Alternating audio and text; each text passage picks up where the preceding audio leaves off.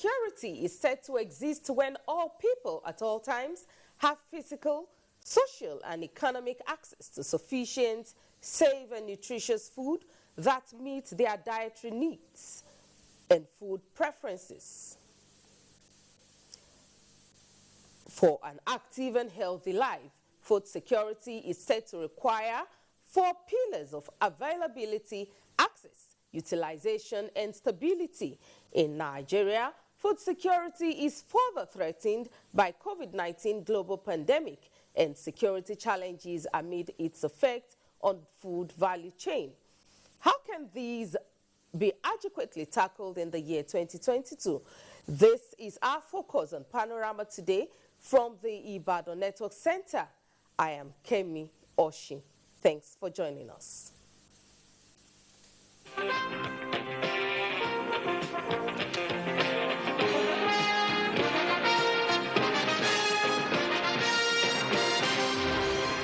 President Muhammadu Buhari has expressed the outrage at the latest report of several villagers being massacred by fleeing bandits in Zamfara State.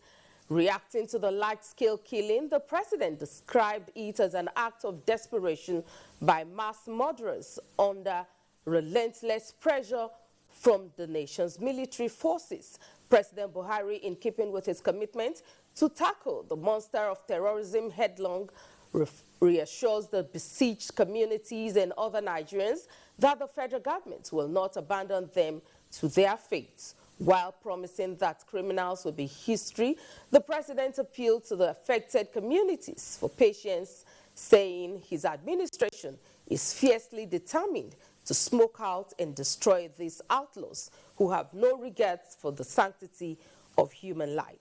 He extended his sympathy to the survivors and families of those killed, saying the Army and the Air Force are working together to track down and eliminate the criminal gang that are subjecting innocent people to the reign of terror.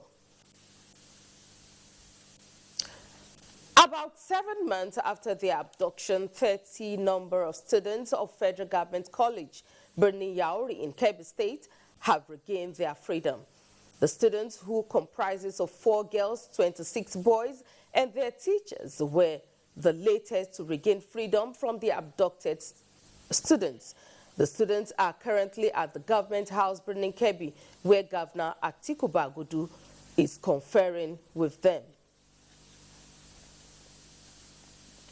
Minister of State for Agriculture, Mustapha Baba Shehuri, has enjoined Nigerians to support government and security agencies in efforts in tackling the security challenges in the country through prayers and provision of credible information. He was speaking during the National Prayer for Peace and Security organized by Kano State Government. Abdullahi Mustafa has the reports.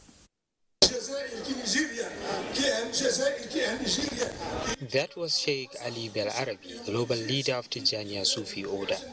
The Algerian scholar led other clerics in praying for an end to security challenges bedevil in the country.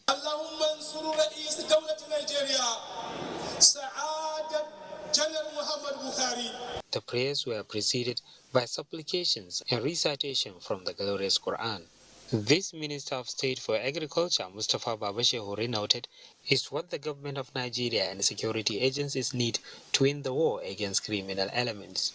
We are doing everything possible to support our gallant military personnel, but we also need divine intervention to seek the base of Allah to end the scourge of insurgencies in this country.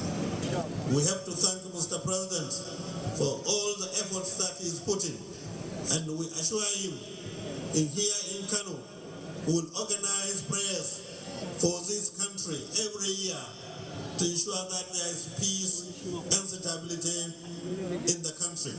Emir of Kano Aminu Ado Bayero and prominent Islamic scholar Sheikh Dair Usman Bauchi thanked Kano State government for organizing the prayer session and urged Nigerians to make it a daily ritual so that lasting peace and security could be achieved in the country. In Kano, Abdullahi Mustafa, NTA News. Katagun Emirate Council of Bauchi State has commended the President Muhammadu Buhari administration for initiating and completing developmental projects in the country and especially in the Emirates. This was when Vice President Yemi Osinbajo was in Azare, Bauchi State to grace the wedding ceremony of the daughter of Malam Adamu, the education minister, and stopped by on a courtesy call at the Emir of Katagun's palace, where the Emir Alhaji Umar Farouk commended the president while listing some major completed projects in the state. Vice President noted that the roll call of guests at the event is evidence of Nigerians' indivisibility regardless of ethnicity, religion, and class. The Vice President commends the Emir Alhaji Umar Farouk for ensuring unity among everyone from all parts of the country residing in the Emirates.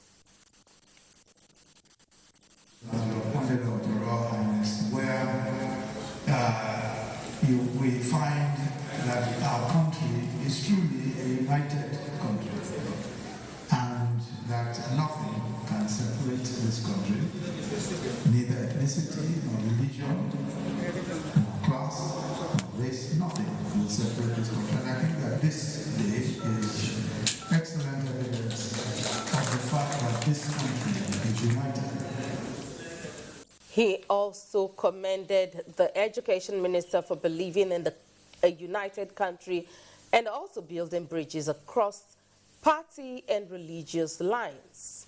The Emir, on behalf of people, expressed gratitude to President Muhammadu Buhari for all the projects that his administration was able to complete and for appointing 2 ministers from Katagun Emirates. On his part, Governor Bala Mohammed praised the Vice President for his love for the people and, most importantly, his leadership qualities. We'll now pause for a break. Panorama continues shortly. Stay with us.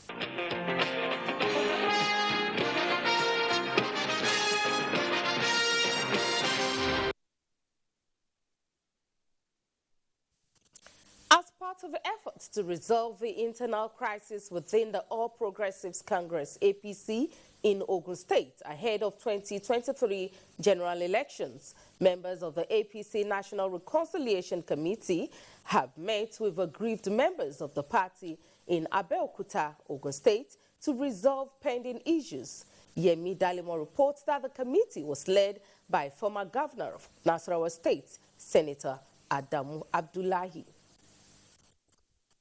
On arrival, the APC National Reconciliation Committee met with Ogun State Governor Dapo Abiodun and other party leaders, including former Ogun State Governor Olusegun Oshoba. Chairman of the committee and former Nasarawa State Governor Abdullahi Adamu promised aggrieved members with genuine complaints fair hearing. Those on this side of government and party, you are magnanimous. You have to have listening ears, because in unity lies strength. Ogun State Governor Dapo Abiodun and former Ogun State Governor Olusegun Oshoba advised the committee to be fair, just and unbiased in the course of carrying out its assignments. The chairman was reminded when Tuju was talking about fairness, about equity, and about justice, which is our motto. You know, we stand for what we call good governance.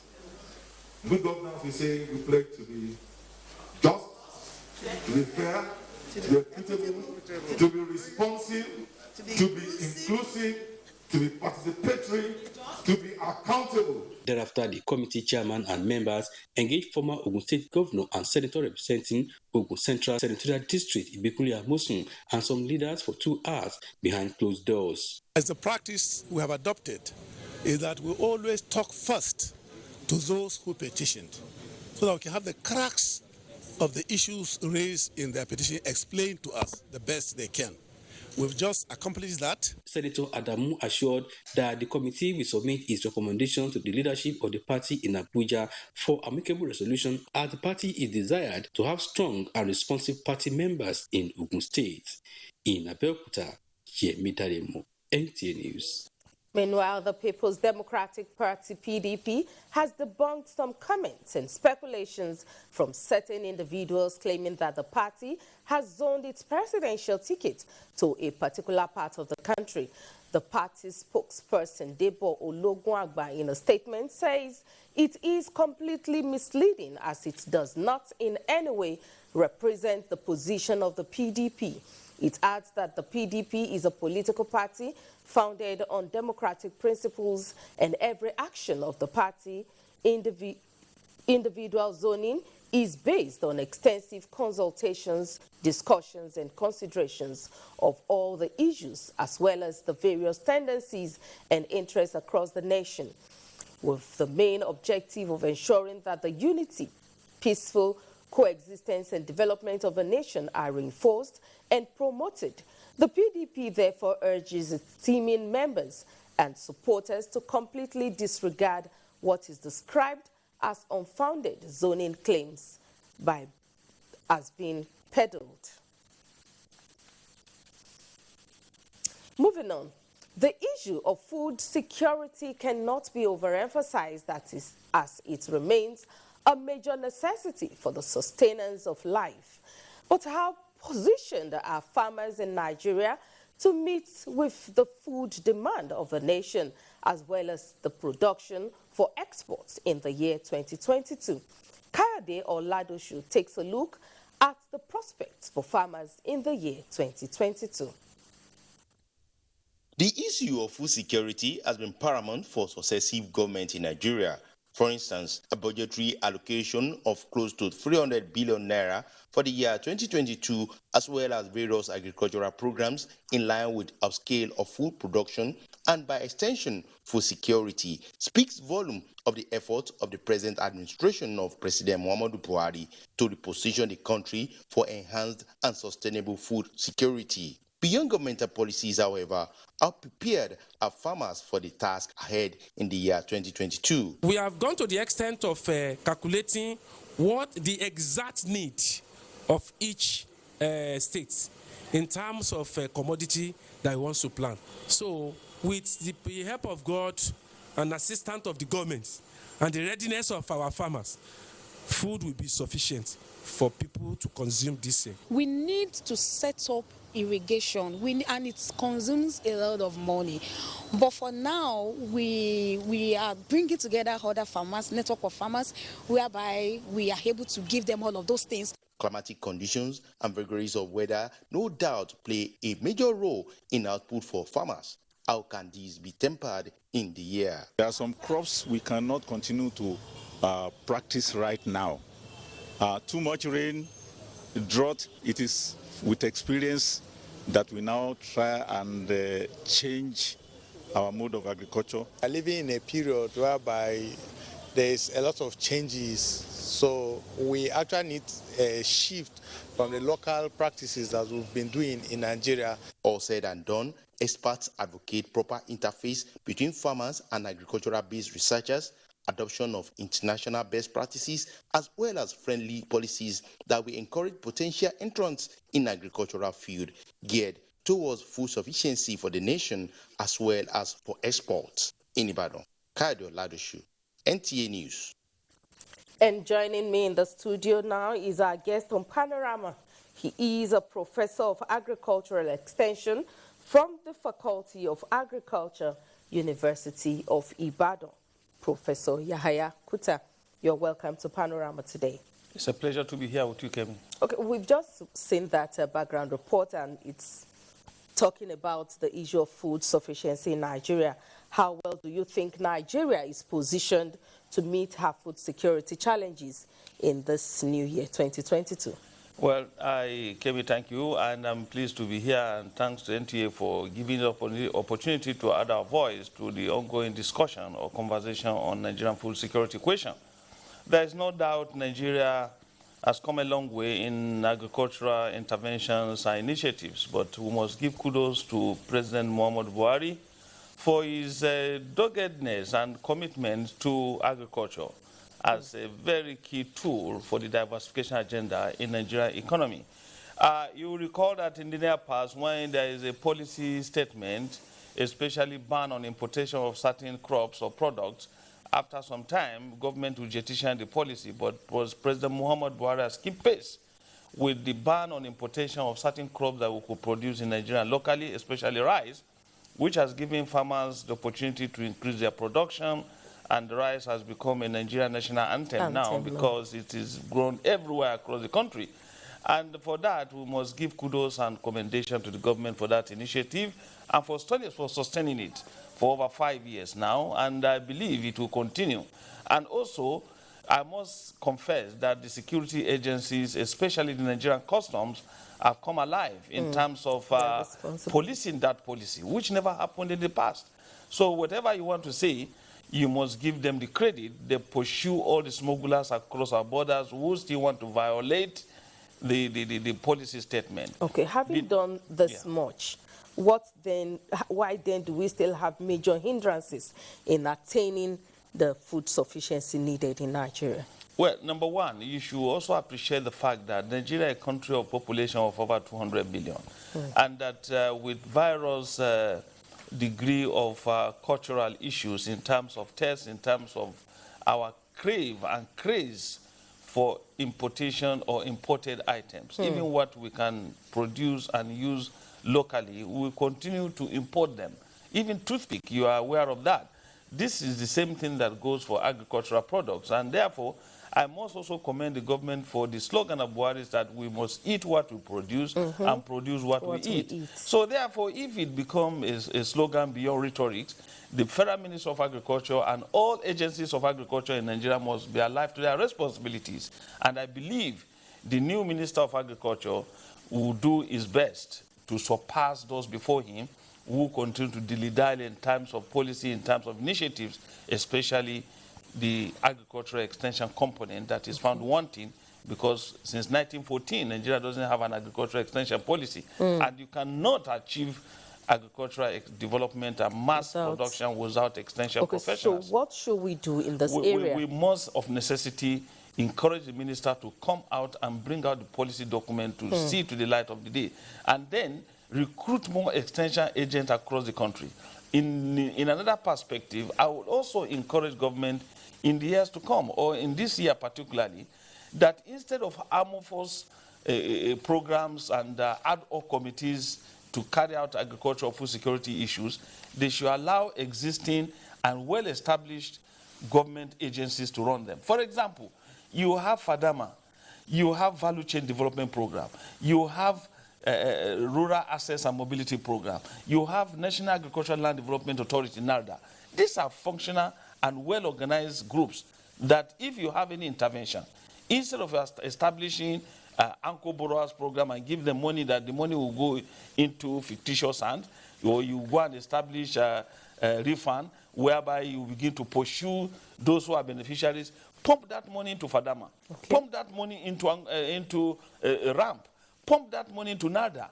NADA already, with its integrated policy program, is already doing a lot, and they have prospect for even intervening in areas that are becoming problematic in terms of food security, in terms of cushions.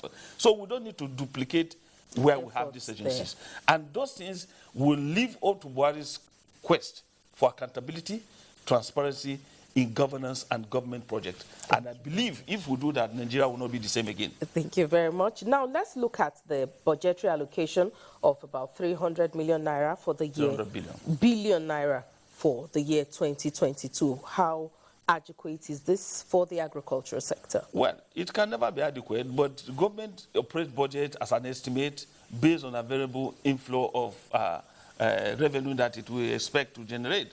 Otherwise, we'll say government to put all the revenue into agriculture because of the diversification and you take care of other areas. But what do you do with health? What do you do with education? What do you do with infrastructure? That is the major ingredient of generating employment and other economic boosting variables. So we have to do with what we have. But the question is, how accurate, how accountable are the agencies, and how appropriate are they going to apply this budget? That is what the question is. It's not the question of the estimate. Over the years, from all statistics, it shows that this year has been the highest in the last 5 years of the administration. So if there is an improvement, I think we must give it to Mr. President for paying attention to agriculture. And I'm expecting so much from the minister, and I know that when the president deployed this minister to Minister of Agriculture, I know he's expecting him to deliver, unlike those before him who were dilly-dallying and didn't know what to do with some of the issues. I'm sure he's not going to do the same. And finally, before I let you go, I believe that this is not the responsibility of government alone. What is the role of individual Nigerians in ensuring food sufficiency? Well, I think Nigerians must, of necessity, take a cue from the lessons that we have learned in the COVID-19 era. When you could discover that in this period, many Nigerians went back to backyard farming. You have watched on the social media how some women were producing yam with so many innovative ways inside sacks and many other products. So with all these interventions, Nigerians still rely. The highest contributor to GDP is still agriculture. So we must, of necessity, look at the value chain, bring other small and enterprises together, aggregate them, and make sure they produce, add value to what they are producing, and also venture into what is going. And that is why I always give kudos to the governor of Cross River State. We're expecting that his cocoa processing plant to come alive this year, so that instead of exporting cocoa to Europe, where they don't have a plant of cocoa, Nigeria can begin to process chocolate and all cocoa products and sell to the world. And that is my very high expectation. And I believe all hands must be on deck, both private, individuals, and I'm happy that many civil servants are resigning and going even into agriculture, because that is where to go, and that is the future of Nigeria. Thank you very much. A report just reaching us indicates that President Muhammadu Buhari is at an extraordinary summit of the ECOWAS Authority of Heads of State and Government to discuss the political situation of the Republic of Mali. The meeting follows previous meetings and efforts by the leaders to resolve the situation in Mali and Guinea. Vice President Yemi Osinbajo is accompanied by the Minister of State's Foreign Affairs, Ambassador Zubairu. They are expected back in Abuja today. We have been talking with a professor of agriculture extension from the University of Ibadan in person of Professor Kuta Yahaya. Before I let you go, one final word for our viewers. Well, let me just say that this is an opportunity for Nigeria to take advantage of what agriculture offers. Every year we have about 30% almost Nigerian landmass. We have the largest landmass that are very arable with body of water that can help. Let Nigerians move in mass to agricultural system, and it will help and add value to what government is doing. And those individuals that are already contributing, let me give kudos to all of you that are already contributing your quota to support government. Government alone cannot do it, and we have to support government to make it work. Thank you very much. And from here now, we now take sports.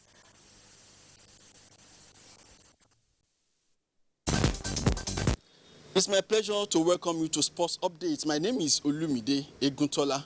Finally, the 2022 Africa Cup of Nations is here. Football lovers across the globe will once again enjoy the thrills and thrills that often characterize Africa's most prestigious football tournament. There will be drama, suspense, action, fun, and excitement. Africa Cup of Nations host Cameroon will begin its quest for a sixth title as the indomitable Lions welcomes the Stallions of Burkina Faso in the opening match of the 2022 AFCON. After missing out in the last edition in 2019, the Burkina Faso team is back. Its best achievement was a silver medal in 2013. Both sides will be meeting for the 10th time in all competitions, while it will be their third AFCON meeting. Cameroon has the advantage with one win, while the other two matches ended in a draw. Cameroon, as the host, will definitely want to reflect the investment the government has made on preparing for this competition by defeating the Stallions of Burkina Faso. The opening match between Cameroon and Burkina Faso is slated for 5 p.m. Nigerian time. Meanwhile, the Super Eagles of Nigeria continues its preparations ahead of our first Group D game, with emphasis on goal-scoring techniques. So definitely we are all ready. We know what we can do. If we give all our best, we know that we can win the tournament. Earlier, The Confederation of African Football (CAF) and the local organizing committee formally received the Super Eagles after holding the mandatory meeting as part of the AFCON programs. The meeting with CAF General Coordinator focused on accommodation, media, medical, team kits, and general match day operations. In the Nigerian Professional Football League, Sunday matches include Kwara United against Rangers of Enugu, while MFM will entertain Abia Warriors, among other matches. With sports update, Olumide Guntola, NTA News. And that is it on Panorama today. Remember to stand with NTA, be a star, kick against rape and rapists.